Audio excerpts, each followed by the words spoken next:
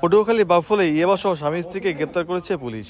সোমবার ২০ জানুয়ারি দুপুরে উপজেলা কালাই ইউনিয়নের হাসপাতাল রোড চৌকুদের বাড়ি থেকে ২১০ পিস ইয়াবাসহ তাদেরকে গ্রেপ্তার করা হয়।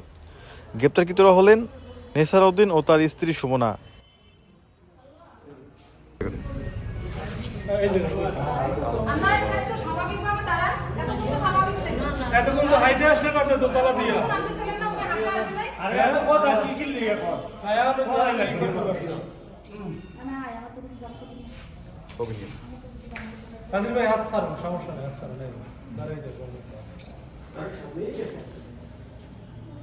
দুইজন একটু ভাগা করেন, আলাদা আলাদা করে এই দুইজন আলাদা করে আপনি স্যার নাই, আপনি স্যার হ্যাঁ পুলিশ ভাই ধরেন, আপনি ধরেন, এখন ধরেন, আপনি ধরেন, আর আপনি এই জনের ধরেন একটু ভাগা রাখেন।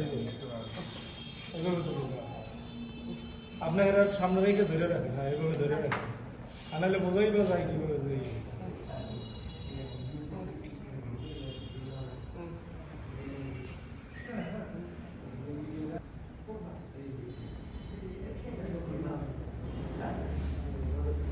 ইমন হয়েছে ভাই। ওকে ঠিক আছে, ভালো আছে না?